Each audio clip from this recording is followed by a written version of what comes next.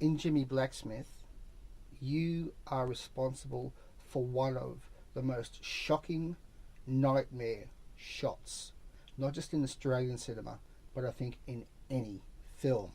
This is the scene after they've come into the homestead with the axes. Ruth Cracknell has been axed in the doorway.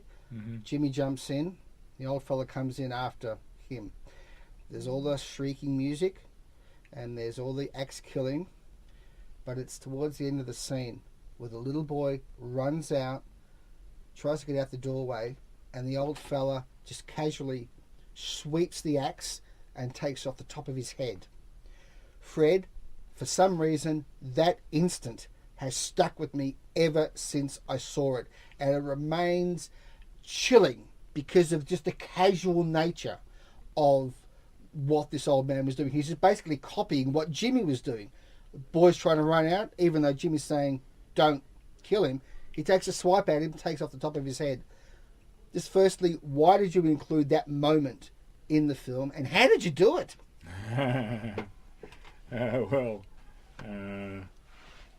it's a rubber axe, and we have a skull piece put in amongst his hair and everything, quite loose, so that the minute you just touch it, and then we have blood underneath it, of course, and the minute you touch it, it flies off. And I was trying to do the whole scene so that you didn't really see such specifics, that you more thought you saw them, more felt you saw them. But then I thought you can't get away with that entirely, and I wanted it to be anti-violent violence.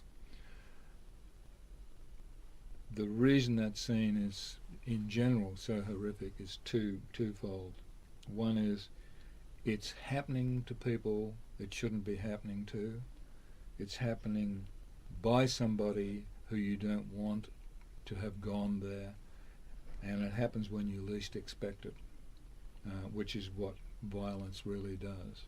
The second is I use a technique I've kind of developed for that, and it's subjective objective. I've used it in quite a few films, so that when Jimmie Blacksmith axes the lady, we come charging down the not a zoom, it's actually a fast track down to the event, and then he jumps in, but as he goes to jump in, so you're objective, you're watching that, the camera swings around and becomes him, and the camera looks around the room at everybody yelling and running, and the camera goes to those people, but it moves quickly to the side and he comes in. So you, all through that sequence, you're disoriented because you are watching him and you are being him, and you don't want him to be doing it and you don't want them to be getting it, and the camera is kind of doing that for you, so that it really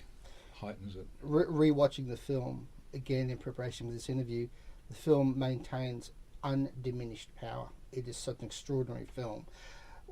Given how unusual it was for films about Aborigines back in the 70s, whatever you think about the Australian film industry, you must at least rejoice in the fact that we're seeing many more Indigenous characters and films and filmmakers around these days. Sapphire's Brand New Day, Samson Delilah, for instance. Oh yeah, absolutely. I mean, at an extraordinary level. And if you'd have, well, they didn't have a chance back then, and also I think the general impression was that they wouldn't have the skills to do it. Boy, have they proven that wrong. I mean, that's just, they are, and why they are great is they are personal expressions. They actually come from a place of knowing the reality of, like Samson and Delilah. You can't make that shit up. You have to have experienced it. You have to know it intimately, and they do, and I think it's fabulous. And I think they're fabulous from that level, quite a frightening level, to the one you mentioned about the sapphires. I mean, that's fantastic.